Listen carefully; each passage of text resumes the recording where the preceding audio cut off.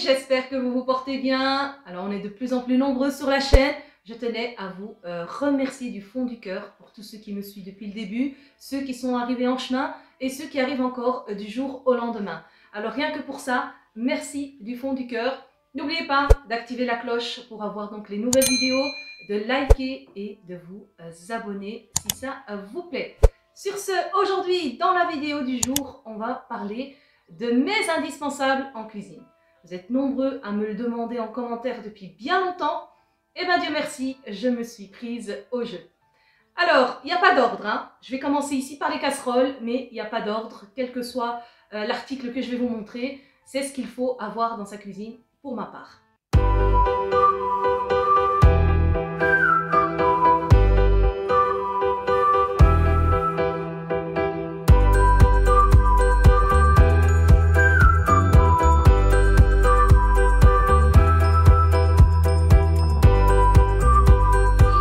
On commence donc par une batterie de casseroles de cuisine. Alors la mienne vient de l'Allemagne. Je l'ai achetée quand elle était en promotion.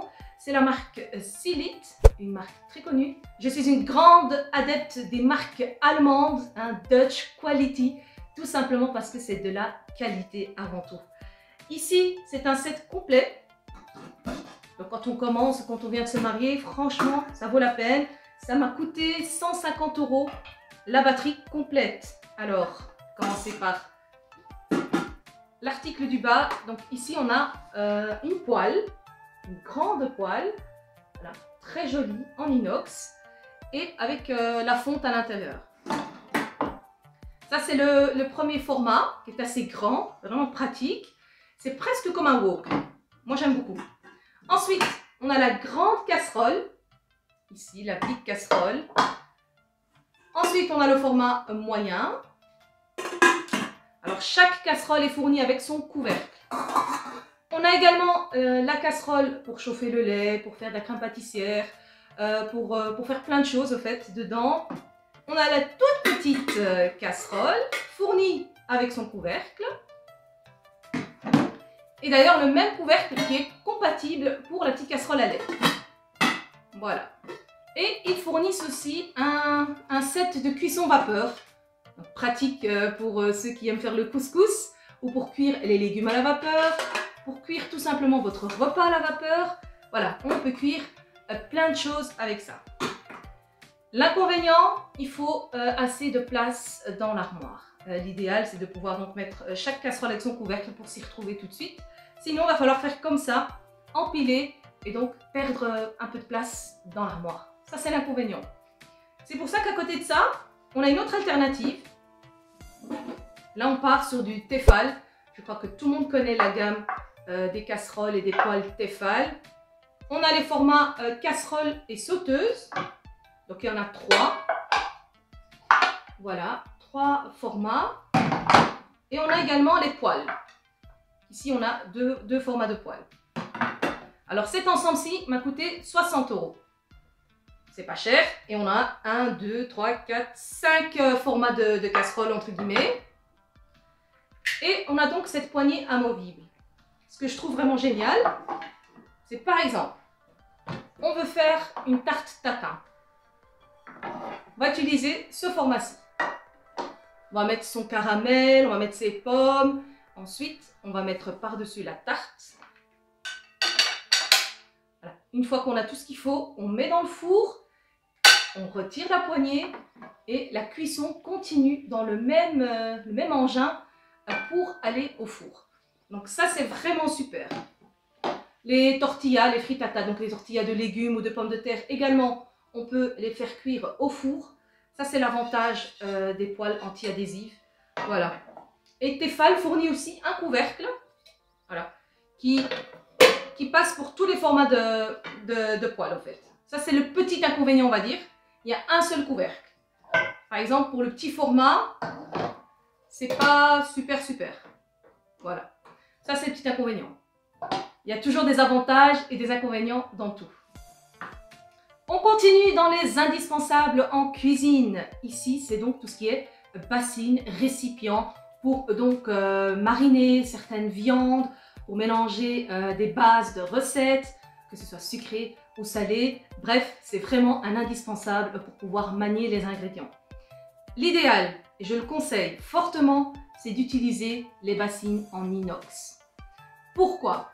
Quand on va mariner, par exemple, certains ingrédients avec du paprika, avec du safran, avec du curcuma, si on les marine dans des bassines en plastique, le plastique va accrocher et garder un petit peu tous ces colorants sur la bassine. On va perdre un petit peu la qualité de son produit et puis ça reste du plastique. Donc l'inox va nous permettre de bien mélanger, bien mariner, et quand on va vouloir laver notre bassine, il n'y a rien qui va rester accroché. Le lavage est d'ailleurs beaucoup plus agréable. L'idéal, c'est toujours d'avoir des grands formats, un moyen format et alors un petit format. Pareil pour égoutter, donc les égouttoirs aussi en inox. Je trouve que c'est plus agréable pour cuisiner dans ça. Rien ne vous empêche aussi d'avoir des bassines en verre, sauf que le verre c'est hyper lourd, mais sinon c'est excellent aussi pour la conservation des aliments. Voilà! Donc moi j'utilise beaucoup celle en plastique, en tout cas pour faire des cakes, parce que quand on va venir fouetter avec le mixeur, l'inox ça fait du bruit. Or le plastique c'est en tout cas plus agréable, on n'entend presque rien. Article suivant les amis, on va passer à tout ce qui est pâtisserie, dessert, mais pas que. Vous allez voir que ça peut aussi servir pour certains plats salés. L'indispensable pour réussir vos recettes, sucrées ou salées, peu importe, c'est la base, la balance. Une fameuse balance qui va nous donner les ingrédients exacts, surtout pour la pâtisserie. Voilà, 100 grammes c'est 100 grammes, il faut vraiment être net et précis. Alors, moi j'ai une simple balance Tefal, elle m'a coûté 20 € et d'ailleurs elle fonctionne avec des piles alcalines, toutes fines. Et on a toujours un petit signal qui nous prévient low battery. Donc on ne risque pas comme ça de faire de fausses mesures. N'oubliez pas d'avoir un stock de piles à la maison au cas où. Aussi d'indispensable, la maryse et alors le pinceau. Alors, les deux viennent de chez Ikea, ça coûte rien. Je crois que c'est 1 € pièce. Donc voilà, c'est vraiment pas cher, donné. Et alors, pour ce qui est de la maryse, moi je l'utilise même pour, par exemple, quand il me reste de la sauce tomate, donc pour le salé, je vais racler ma casserole, vraiment tout enlever. Lorsque je fais une marinade, pareil, je racle, comme ça on ne perd rien. Donc ça pour moi, c'est un investissement très économique. Et puis le pinceau, tout simplement, pour quand il faut beurrer les moules, quand il faut beurrer par exemple aussi pour une quiche. Enfin, le pinceau, ça permet en tout cas de garder les mains propres. Alors quelque chose aussi de très utile, c'est donc le tamis. Ça c'est parfait pour tamiser tout ce qui est farine, poudre en recette dessert, mais également en version salée pour donc filtrer les sauces ou filtrer les confitures. Voilà, ça c'est vraiment très pratique. Je me suis un peu encombrée ici, il y a pas mal de matériel. Ici aussi, un zesteur, ça c'est vraiment génial. Et c'est un zesteur de qualité, il m'a coûté vraiment cher. Je crois que je l'ai payé 30 € juste pour ce bazar. Mais par contre, je ne vais pas vous mentir, ça fait presque 6 ans que je l'ai. Il n'a pas bougé d'un poil, comme on dit. Alors ça, également pour zester tout ce qui est agrumes, pour râper du chocolat, pour râper tout ce qui est aussi légumes. On peut râper du navet, des carottes, on peut tout râper. Tout ce qui se râpe, passe par cette râpe. Voilà, ça c'est vraiment un outil, je trouve indispensable en cuisine, encore une fois, pour réussir du mieux que possible tous ces plats. Un autre indispensable, c'est le fouet manuel. Ça aussi, très pratique pour faire des cakes express. Donc ça, il le faut toujours dans sa cuisine. En cas de panne d'électricité, on est sauvé avec le fouet. Oui, mais vous allez me dire, s'il y a une panne d'électricité, on ne peut pas cuisiner dans son four. Eh ben oui, moi j'ai des recettes de cakes à la poêle. Donc pour ça, bien sûr, il faut une gazinière au gaz, pas à induction si on a une panne d'électricité. Donc là, indispensable aussi, le papier sulfurisé, donc le papier de cuisson. Ça, c'est vraiment génial pour le devancer dans vos moules à manquer ou dans vos tartes, également pour cuire vos plats salés. Vous pouvez aussi le mettre, par exemple, pour le poulet rôti, je vous avais montré ça l'autre fois, et l'enfermer dedans et le mettre à cuire au four. Bref, Ça, c'est vraiment super, super pratique comme invention. On a aussi le cellophane, donc le papier film, hein, comme ça aussi qu'on l'appelle. Spécial, donc culinaire. Ça, c'est un rouleau qu'on trouve dans les magasins style Macro et tout ça. Alors ça, c'est génial. Donc pour filmer les aliments, filmer les crèmes pâtissières, etc. Et couvrir les restes d'aliments, emballer les pâtes, quand une pâte doit reposer au four, une pâte sablée ou une pâte feuilletée, peu importe. Ça aussi, important à avoir chez soi. Et encore une fois, ça, ce sont vraiment des articles qui ne coûtent rien. Ici, l'article qui m'a coûté le plus cher, c'est vraiment ce zesteur-là. Bien sûr, vous avez des zesteurs beaucoup moins chers. Hein. Là, c'est en fonction du budget de chacun. Indispensable aussi pour réussir vos recettes, ce sont les moules. Alors, il y a les moules à manquer, il y a les moules à tarte. Par exemple, ici, c'est un moule pour faire des tartes. On peut également dedans mettre des quiches. On peut également mettre des pizzas. On peut faire des fondants, tartes sucrées, et j'en passe, et j'en passe, et j'en passe. Donc, on peut vraiment cuire tout ce qui nous passe par la tête. Pourquoi pas un feuilleté de pommes de terre? À ce moment-là, ce sera vraiment assez fin, parce qu'il n'est pas très haut. Bref, tout ce qui vous passe par la tête, n'hésitez pas à tester dans ce genre de moule. Ici aussi, on a ce moule format rectangulaire. Ça, c'est idéal pour les cakes, bien sûr, mais pas que. On peut aussi faire ici les pains de veau. On peut aussi, pourquoi pas, faire une quiche rectangulaire, changer un peu les formes de certains plats, on va dire traditionnels. On peut vraiment faire plein de choses dans ce genre de moule. On peut également certains les utilisent aussi pour faire des glaces. Donc des glaces, des bûches aussi. Vous pouvez aussi faire des bûches dans ça, pour ceux qui n'ont pas les moules en silicone. Donc, encore une fois, c'est chacun son imagination. Et alors ça aussi, c'est super intéressant. Ça m'a coûté 10 € en Allemagne. C'est un moule avec 2 en 1. On peut comme ça faire les moules avec le moule à manquer avec le trou au milieu. Et c'est une marque allemande, Zenker. Ou alors, tout simplement, les fameux gâteaux ronds. Alors, un autre plateau hyper important, en tout cas pour ma part, c'est un indispensable, c'est ce moule, la Tefal 29 sur 39 cm, celui que j'utilise tout le temps pour mes number cakes. Je l'utilise tout le temps pour mes génoises, pour ce qui est des biscuits roulés, pour les bûches. Et voilà, moi j'aime beaucoup ce plateau. Vous pouvez l'utiliser bien sûr également pour cuire vos biscuits, pour cuire vos tartes, bref. On peut tout poser dessus, même des pastellas. Il m'est déjà arrivé de cuire dessus une pastella. Voilà, c'est un moule. Mais pour moi, pour les number cakes et tout ça, c'est vraiment juste super. Il a tout de suite la format A3. Donc dans ce sens-là, vous aurez le grand chiffre. Et si vous mettez dans ce sens-là, vous aurez 2 petits chiffres en format A4. Donc pour moi, il est vraiment super utile. Un autre outil aussi hyper utile, c'est ce moule-là. Il fait également 29 sur 39 cm. C'est la même dimension. Alors ça, c'est la marque Pyrex. Qu'est-ce que j'aime bien dans ce plateau, excusez-moi, c'est qu'il est perforé. Et du coup, le fait qu'il soit perforé, ça va permettre à la chaleur de circuler plus vite, donc pour cuire les aliments d'une façon uniforme.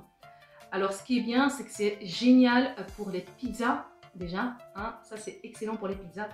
Deuxièmement, c'est aussi excellent pour cuire les biscuits, les pâtes, enfin, les sablés, vraiment tout ce qui doit aller au four, eh ben, c'est idéal aussi de les cuire dedans. Voilà, ça vraiment je vous les conseille, j'essaierai de vous mettre les liens en barre d'infos. Alors d'autres indispensables pour moi qui sont donc vraiment importants d'avoir chez soi, c'est une planche à découper. Voilà, la base. Déjà, ça permet de protéger son plan de travail, premièrement. Et deuxièmement, ça permet aussi donc d'avoir plus d'appui pour pouvoir trancher ses aliments. Et qui dit trancher ses aliments, les amis, il nous faut un couteau bien tranchant. Ça, c'est les couteaux des chefs cuisiniers, Ça, c'est vraiment, pour moi, indispensable à avoir en cuisine. Tout simplement parce qu'on va pouvoir bien trancher son aliment et finir plus vite. Un deuxième outil, le couteau. Ça aussi, c'est un superbe couteau tranchant, tout petit. Alors, c'est des couteaux qui viennent d'Espagne. C'est la marque Arcos. Ils sont géniaux. Ils sont un peu chers. Moi, j'ai payé 3 € le couteau. Voilà. Mais franchement, ça vaut la peine. Un autre outil indispensable, l'épluche pomme de terre, voilà, qui va nous permettre d'éplucher plein de légumes. Et non seulement l'éplucher les légumes, mais également faire des tagliatelles de légumes. Par exemple, on peut après, avec les courgettes, faire des lanières et ensuite faire un gratin de courgettes, faire une lasagne de courgettes, avec les carottes, peu importe le légume qu'on a sous la main. Ça nous permet vraiment de faire des jolies choses, en plus d'être économique pour enlever la peau de l'aliment. Et bien sûr, une cuillère en bois, tout simplement pour ne pas griffer nos fameuses casseroles, que ce soit en inox ou que ce soit les casseroles en fonte. Ça nous permet bien sûr de protéger les outils. Alors on a aussi un autre indispensable en cuisine pour moi, ce sont les chiffons 100% microfibre. Ça peut paraître bête entre guillemets, mais c'est vraiment super. Pourquoi? Parce que comme ils sont en microfibre à 100%, ils vont absorber l'eau très très vite. Et quand on va vouloir essorer pour nettoyer un dernier coup sur son plan de travail, eh ben, on va tellement retirer l'eau qu'il va sécher et on n'aura pas d'auréole, pas de traces. Donc ça c'est vraiment un avantage. Et voilà, en cuisine, il nous faut des torchons pour frotter les tâches, absorber le gras. Voilà, cuisiner, c'est pas toujours un plaisir. Il y a toujours des tâches qui se rajoutent à côté. Alors ici, on termine nos indispensables avec de l'électroménager, qui pour moi, quand même aussi une base minimum à avoir chez soi pour réussir certains plats, certaines recettes. Alors le premier, c'est le fouet électrique. Donc voilà, ce petit mixeur ici. Ça c'est un Philips. Vous avez aussi des Bosch qui sont aussi très bien. Alors, ce modèle-ci, il est équipé des fouets électriques. Donc ça c'est super pour faire des génoises, pour faire des crèmes, des ganaches, pour mélanger des cakes, bref, pour beaucoup de choses. Et deuxièmement, ils fournissent avec les crochets. Ça c'est excellent pour faire les pâtes. Donc moi il m'est déjà arrivé de faire ma pâte à pain avec ça, pâte à pizza lorsque je donne des cours de cuisine à mes élèves. C'est pas très pratique que de transporter son robot. Eh ben, je transporte ça avec moi et ça marche vraiment très bien. Donc ça permet de travailler toutes les pâtes, pâte levée ou juste une pâte sablée par exemple, également avec ça. Quand on achète ce genre d'appareil, on est toujours fourni avec une carafe graduée. Ça aussi c'est chouette. Par exemple, ma recette des madeleines façon espagnole, je la travaille uniquement dans ce moule. Le fouet rentre, les ingrédients rentrent tout juste. Du coup, après, je l'utilise également pour remplir donc mes petites cassettes. Donc ça c'est pratique. Et quand on n'a pas de balance ou la pile est morte, on a aussi donc des petites graduations. C'est bien pour dépanner également. Alors un deuxième outil aussi très important, c'est le mixeur plongeur. Celui qui va nous permettre de mixer par exemple nos soupes. Hein, ça c'est vraiment chouette. Mixer nos veloutés, pourquoi pas mixer aussi une pâte à crêpes avec ça. Enfin, voilà, mixer un peu tout ce qui est donc liquide. Alors il faut savoir, il y a des appareils comme ceci qui ont le troisième outil. Dans ce cas-là, vous en achetez un seul et vous avez aussi la fonction mixeur plongeur. Donc encore une fois, c'est en fonction de votre budget. Ça m'a coûté 30 €. Bon, voilà. 30 €, je crois qu'il a aussi presque 10 ans cet appareil. Donc ça tient vraiment sur la durée. Et c'est bien pour le portefeuille parce que ça ne nous a pas coûté trop cher. Un autre outil indispensable, je trouve, pour ceux qui n'ont pas les moyens d'investir dans un appareil électrique, c'est un shaker avec la petite bille. Avec ça, on peut faire des chantilly, on peut faire des crêpes, on peut au fait mélanger tout ce qu'on a besoin de mélanger. Ça, on entend ça, c'est shake to shake, donc c'est pour bien fouetter. Alors, l'inconvénient, c'est petit. Donc on ne peut pas faire beaucoup de portions. Mais pour les jeunes étudiants qui s'installent dans un cote et qui sont tout seuls, et ben ça c'est vraiment super pratique, c'est vraiment chouette. Voilà les amis, c'est ici que s'achève la vidéo avec mes indispensables en cuisine, entre guillemets. Bien sûr, hein, on n'a pas parcouru tout ce qui est verre, tasse, théière, cafetière, assiette. Mais bon, ça c'est un peu normal. Et couvert aussi, hein, il nous faut quand même une cuillère, une fourchette. Mais bon, ça ce sont je crois des bases chez tout le monde. J'espère que cette vidéo vous aura plu. Dites-moi quoi en commentaire. Et n'hésitez pas, vous aussi, à me mettre en commentaire quels sont vos indispensables à vous. Peut-être que je pourrais m'inspirer aussi d'idées que je n'ai pas peut-être eu moi de mon côté. Sur ce, que la paix soit sur vous, Prenez soin de vous et à très bientôt pour une prochaine vidéo. Ciao ciao!